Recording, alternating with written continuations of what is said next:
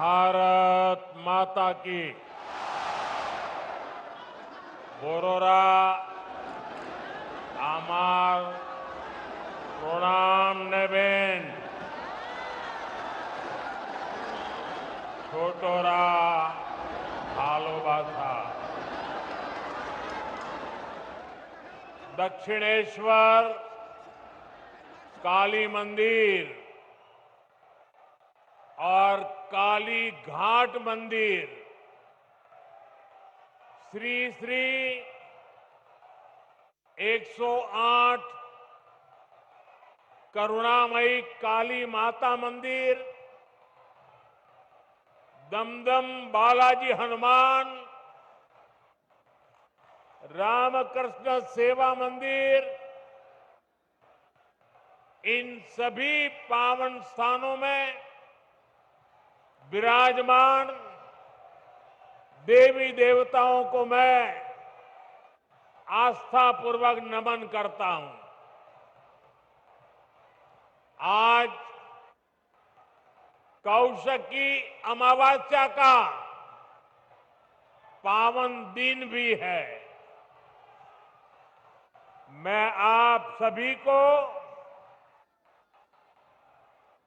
शुभकामनाएं देता हूं।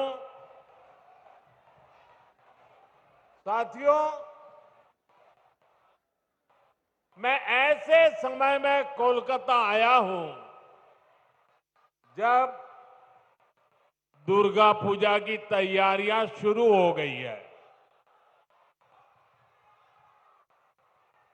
कुमारटुली में माता दुर्गा की प्रतिमा गढ़ी जा रही है। बड़ा बाजार से पार्क स्ट्रीट तक कोलकाता नए रंग में, नई रौनक के साथ सज रहा है। आस्था और आनंद के पर्व के साथ जब विकास का पर्व भी जुड़ जाता है तो खुशी दोगुनी हो जाती है। यहां से कुछ ही दूरी पर मुझे कोलकाता मेट्रो और हाईवे से जुड़े बड़े प्रोजेक्ट का शिलान्यास और लोकार्पण का अवसर मिला है। मैं दमदम के, कोलकाता के आप सभी लोगों को बधाई देता हूं। साथियों, पश्चिम बंगाल आबादी के लिहाज से देश के सबसे बड़े राज्यों में से एक है। इसलिए जब तक पश्चिम बंगाल का सामर्थ्य नहीं बढ़ेगा तब तक विकसित भारत की यात्रा सफल नहीं हो पाएगी, क्योंकि बीजेपी का कन्विक्शन है, बीजेपी मानती है, बीजेपी की श्रद्धा है, बांग्लार उदय तबेई विकसितो भारतेर जय। इसलिए बीते 11 वर्षों में केंद्र की बीजेपी सरकार ने पश्चिम बंगाल के विकास के लिए लगातार हर प्रकार की मदद दी है। बंगाल में नेशनल हाईवे के निर्माण के लिए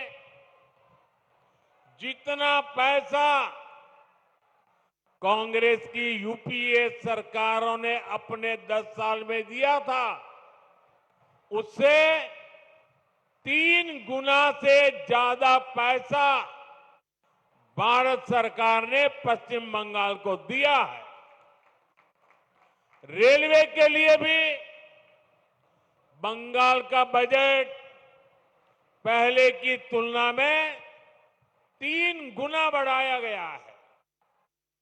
लेकिन साथियों, बंगाल में विकास कार्यों के सामने एक बहुत बड़ी चुनौती भी है।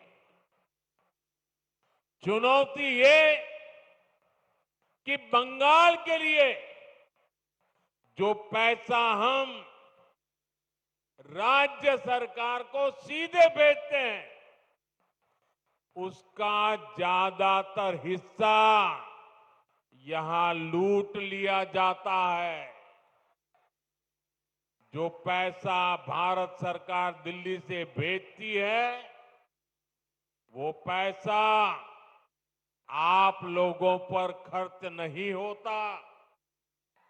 वो पैसा महिलाओं का जीवन आसान बनाने के लिए खर्च नहीं होता। वो पैसा टीएमसी काडर पर खर्च होता है। इसलिए गरीब कल्याण की अनेक योजनाओं में बंगाल देश के दूसरे राज्यों से पिछड़ा हुआ है। साथियों, यही स्थिति कुछ साल पहले हमारे पड़ोस में असम के भी यही हाल थे, त्रिपुरा का भी यही हाल था। लेकिन जब से असम और त्रिपुरा में भाजपा सरकार बनी है, गरीब कल्याण की योजनाओं का लाभ वहां जनता को मिलने लगा है। आज इन राज्यों में हर घर जल यह काम तेजी से चल रहा है।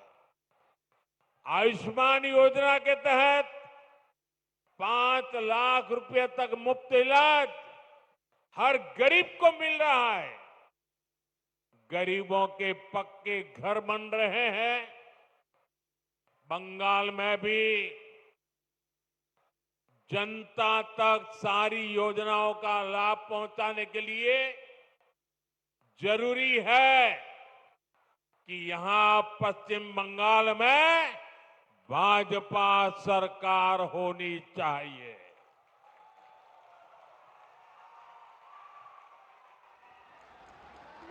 ये अब तय है। टीएमसी जावे, बीजेपी आसबे।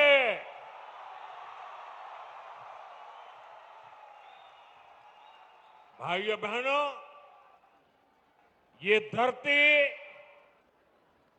सतीश चंद्र दास गुप्त, सुरेंद्र नाथ बंदोपाध्याय, गोष्ठपाल और हरिनाथ डे ऐसी अनेक विभूतियों की धरती है।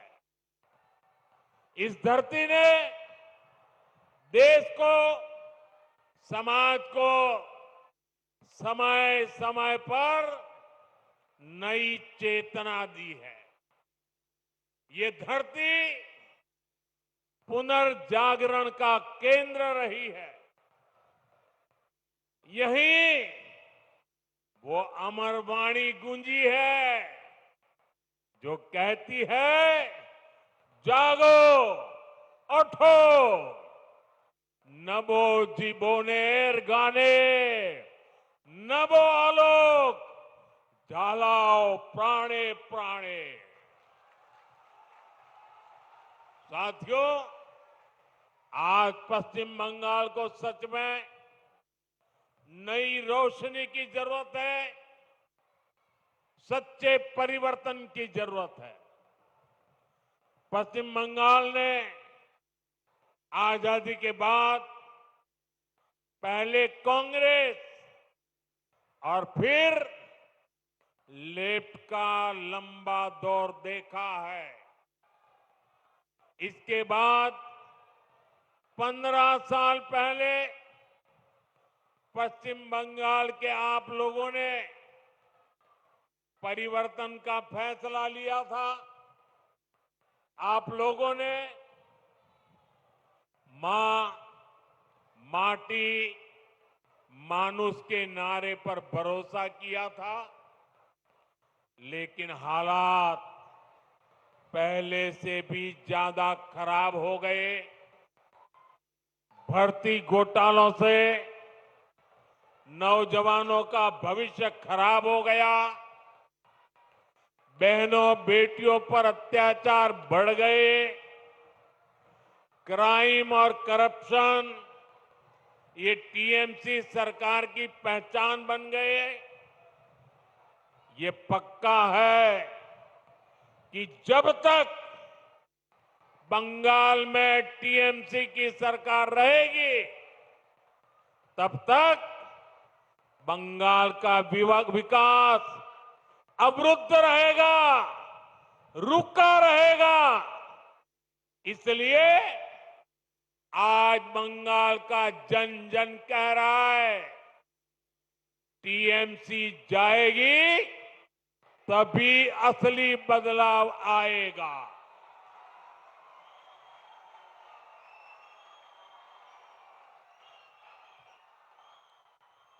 टीएमसी जाबे तबेई আসল परिवर्तन आसबे।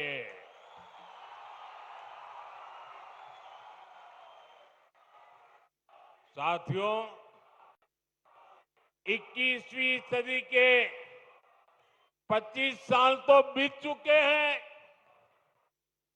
आने वाले साल देश की तरह ही बंगाल के लिए भी बहुत अहम है।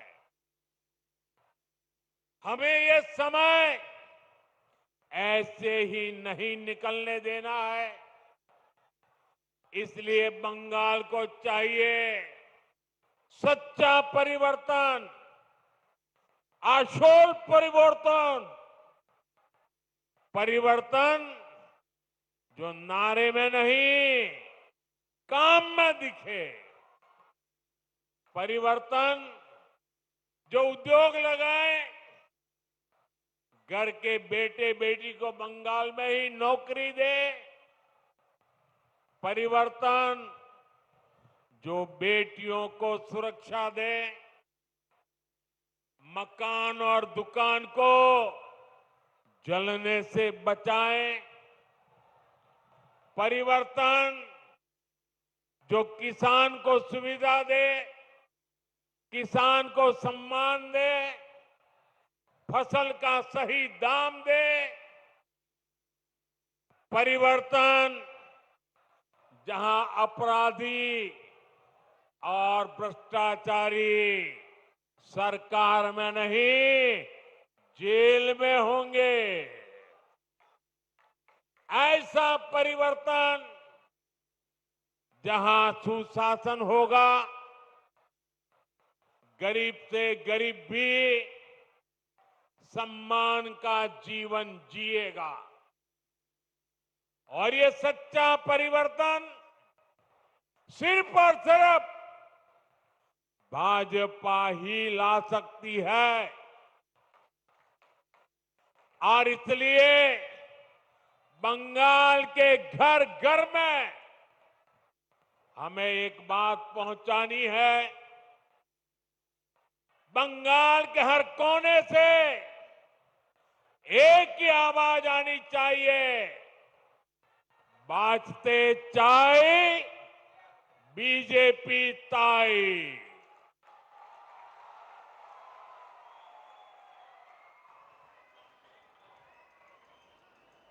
यही बंगाल की असली पुकार है, यही बंगाल का भविष्य है।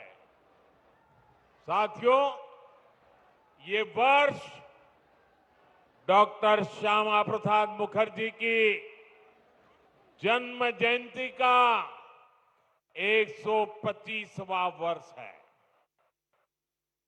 भाजपा का तो जन्म ही डॉक्टर मुखर्जी के आशीर्वाद से हुआ है। वे भारत के औद्योगिक विकास के जनक रहे हैं। दुर्भाग्य से कांग्रेस ने कभी उनको इसका श्रेय नहीं दिया। देश के पहले उद्योग मंत्री के रूप में भारत की पहली इंडस्ट्रियल पॉलिसी उन्होंने ही बनाई थी। उनकी नीतियों में बंगाल की इस धरती की कुशलता थी, यहां से मिला अनुभव था। अगर हम उस नीति पर चले होते तो देश की तस्वीर कुछ और होती, लेकिन उन नीतियों को भुला दिया गया। फिर ऐसा भटकाव हुआ कि हम पूरी तरह से विदेशों पर निर्भर हो गए। और मेरे प्यारे बंगाल के भाइयों बहनों, हमें गर्व है कि हम डॉक्टर श्यामा प्रसाद मुखर्जी के सैनिक हैं। हम मां भारती के सेवक हैं। जो सपने डॉक्टर श्यामा प्रसाद मुखर्जी ने देखे थे, उसके लिए एक सैनिक की तरह हम अपना जीवन खपा रहे हैं। बंगाल की प्रबुद्ध जनता जानती है कि दूसरों पर निर्भरता यानी आत्मसम्मान पर चोट, इसी स्थिति से हमें देश को बाहर निकालना है। इसलिए आज देश ने आत्मनिर्भरता का मूल मंत्र लेकर के नई ऊंचाइयों को प्राप्त करने का फैसला लिया है। मेक इन इंडिया आज एक बड़ी सिद्धि बन रहा है, जिसके लिए हमारा कोलकाता, हमारा बंगाल जाना जाता था। वो गौरवशाली अतीत हमें मिलकर के फिर से लौटाना है। इसलिए आज बंगाल में एक ही गूंज है, टीएमसी के शोराव, बांग्ला के बचाओ। साथियों, भाजपा जो संकल्प लेती है वो सिद्ध करके दिखाती है। इसका ताजा प्रमाण अभी हमने ऑपरेशन सिंदूर के दौरान देखा है।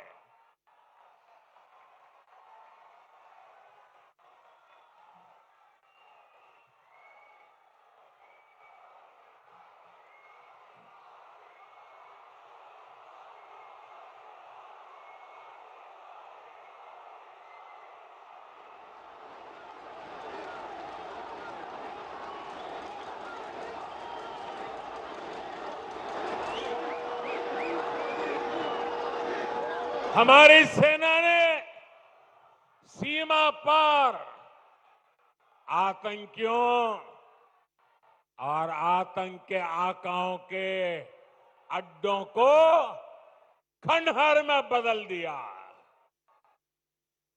हमारी सेनाओं ने आतंकियों को ऐसा सबक सिखाया कि पाकिस्तान की आज भी नींद उड़ी हुई है। भारत की इस सफलता के पीछे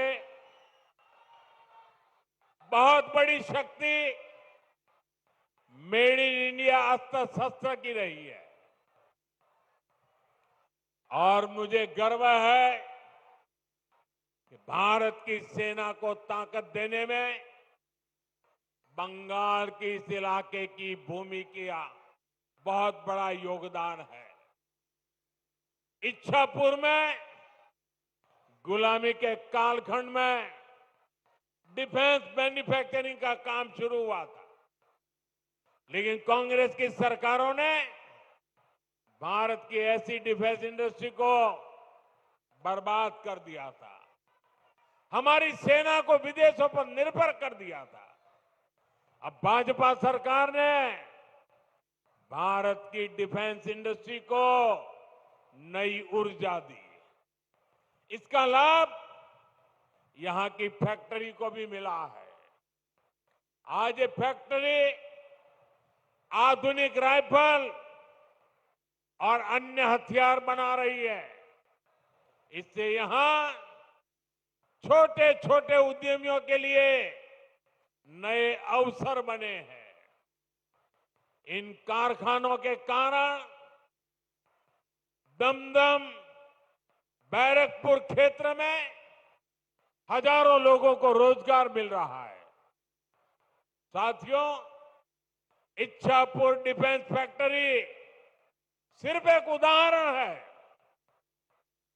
आप यहां 2026 में भाजपा सरकार बनाइए, हम बंगाल को डॉक्टर श्यामा प्रसाद मुखर्जी के सपनों का बंगाल बनाएंगे।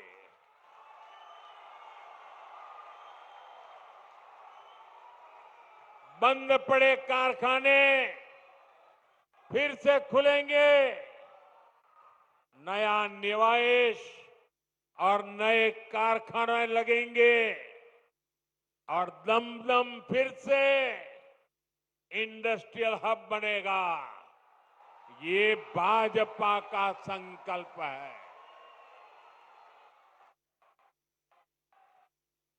विकसितो बांग्ला, मोदी गारंटी।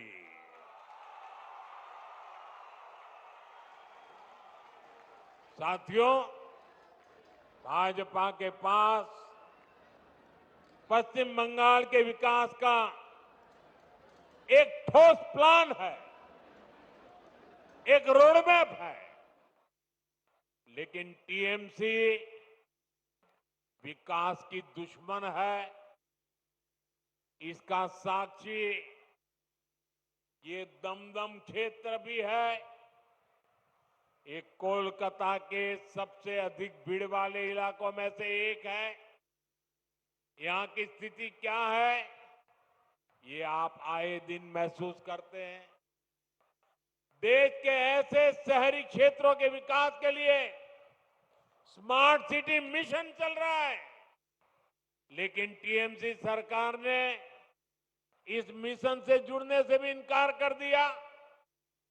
लोगों को असुविधा होती रहे, विकास ठप होता रहे, लेकिन टीएमसी का मिशन जैसे तैसे बीजेपी को रोकना है, केंद्र की योजनाओं को रोकना है।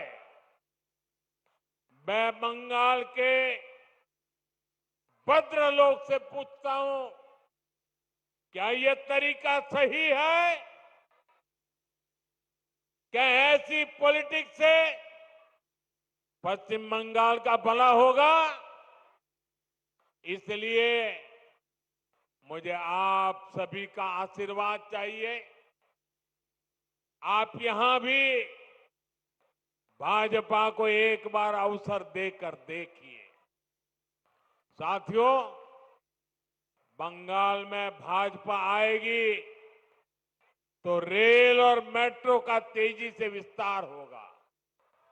मैं तो चाहूंगा कि यहीं पर इलेक्ट्रिक व्हीकल से जुड़ा व्यापक इंफ्रास्ट्रक्चर बने। यहां बहुत बड़ी मात्रा में इन्वेस्टमेंट आए, नौजवानों को रोजगार मिले। ये तभी होगा जब यहां कानून का राज आएगा, जब यहां भ्रष्टाचार पर लगाम लगेगी और जब बंगाल में डबल इंजन की भाजपा सरकार होगी। साथियों, पश्चिम बंगाल के पास इतिहास और संस्कृति की भी अनमोल धरोहर है। ये बांग्ला विरासत विकसित बंगाल बनाने के अभियान को प्रेरणा देगी। बीजेपी सरकार पूरे गर्व के साथ बांग्ला भाषा और बांग्ला संस्कृति को सशक्त करने में जुटी है। ये हमारा सौभाग्य है कि हमें बांग्ला भाषा को क्लासिकल लैंग्वेज यानी शास्त्रीय भाषा का दर्जा देने का सौभाग्य मिला।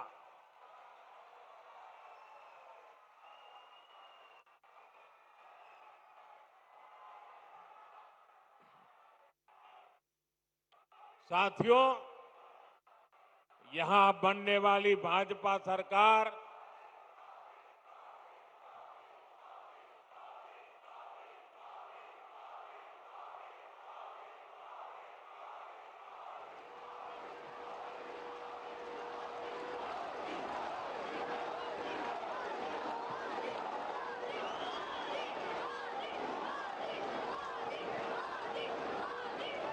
साथियों, जब भाजपा सरकार बनेगी, हेरिटेज टूरिज्म पर भी बल देने का हमारा प्लान है। साथियों, हम गंगा जी पर जो इनलैंड वाटरवे बना रहे हैं या फिर जो हमारा समंदर है, इसमें क्रूज टूरिज्म के लिए बहुत संभावना है।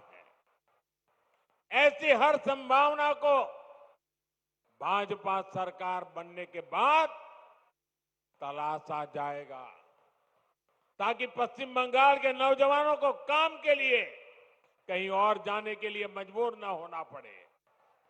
साथियों, इस बार लाल किले से मैंने देश की एक बहुत बड़ी चिंता की चर्चा की है। ये चिंता घुसपैठ के बढ़ते खतरे की है। कोलकाता के पश्चिम बंगाल के लोग समय से आगे की सोचते हैं, इसलिए आपके बीच मैं लगातार इस बहुत बड़ी राष्ट्रीय चुनौती की चर्चा करता रहा। आजकल आप देखते हैं, जिन देशों को विकसित कहा जाता है, जिनके पास संसाधनों की कोई कमी नहीं है, वहां घुसपैठियों के खिलाफ मुहिम चल रही है। ये देश अब घुसपैठियों को ज्यादा नहीं सह सकता। घुसपैठियों को निकालना चाहिए कि नहीं निकालना चाहिए? घुसपैठिए जाने चाहिए कि नहीं जाने चाहिए? उनको भगाना होगा कि नहीं भगाना होगा? कौन भगा सकता है? कौन भगा सकता है? घुसपैठियों से बंगाल को कौन मुक्त करा सकता है? घुसपैठियों से बंगाल को कौन मुक्त करा सकता है? साथियों, मोदी नहीं, भाजपा नहीं, आपका एक वोट करा सकता है। आपका एक वोट, एक बार वोट दे दीजिए, ये घुसपैठिए भाग जाने लग जाएंगे जी। साथियों, भारत के पास तो संसाधन सीमित है। हमें अपने नौजवानों को रोजगार देना है, अपने नागरिकों को सुविधाएं देनी है। जो घुसपैठिए हमारे नौजवानों का रोजगार छीन रहे हैं, जो हमारे इंफ्रास्ट्रक्चर पर दबाव डाल रहे हैं, जो हमारी बहनों बेटियों के साथ अत्याचार कर रहे हैं, ऐसे घुसपैठियों को हम भारत में नहीं रहने देंगे।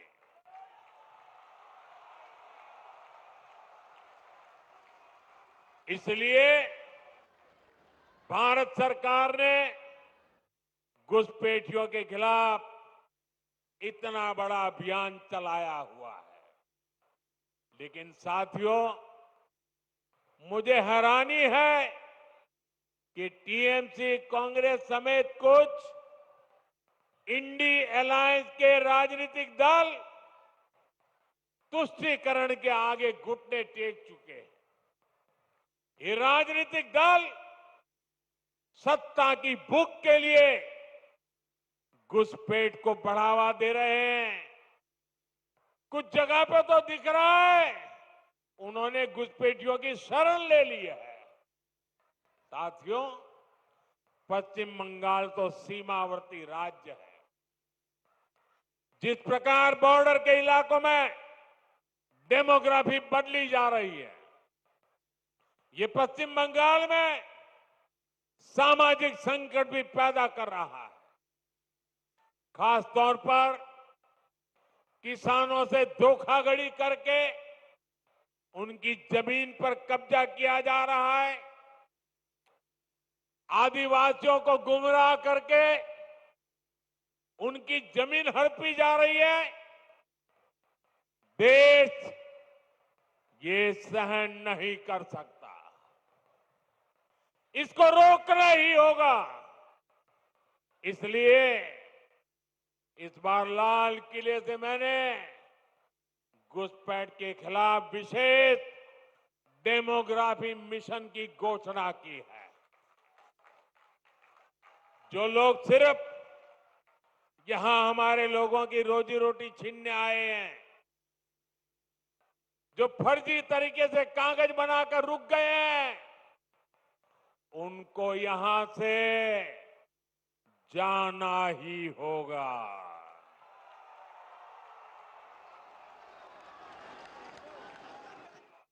और ये काम ईमानदारी से पूरा हो सके, इसके लिए टीएमसी सरकार को भी यहां से जाना ही होगा।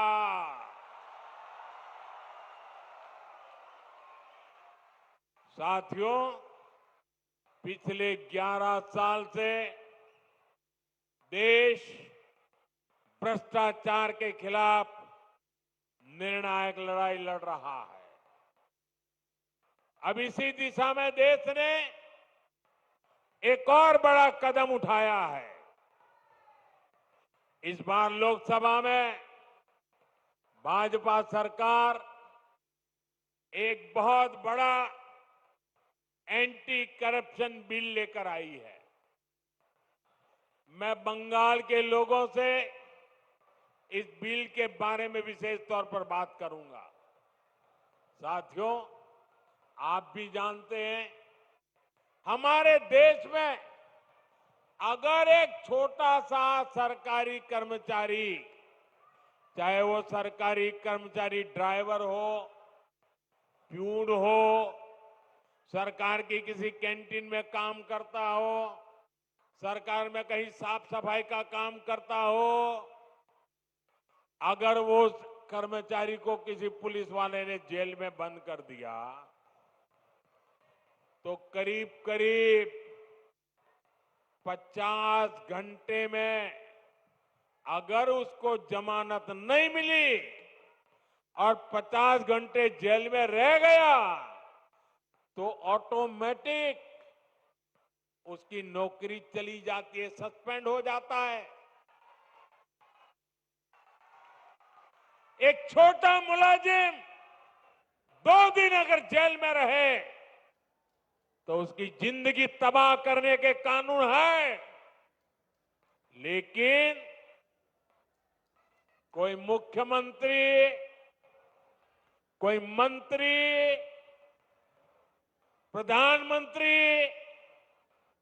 अगर जेल चला जाए तो उसके लिए कोई कानून नहीं है। और हालत तो देखिए, आजकल ये लोग इतने गिरे हैं कि जेल से भी सरकार चलाने की कोशिश कर रहे हैं। पश्चिम बंगाल ने ये साक्षात देखा है, बार बार कई बार अनुभव किया है।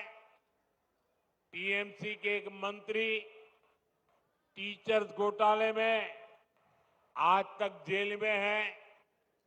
शिक्षक भर्ती का गंभीर घोटाला, घर से नोटों का पहाड़ मिला, लेकिन तब भी वो मंत्री कुर्सी छोड़ने को तैयार नहीं थे। जनता की हर भावना को यहां निर्ममता से कुचला जाता रहा। इसी तरह टीएमसी के एक और मंत्री पर गरीबों का राशन लूटने का आरोप है।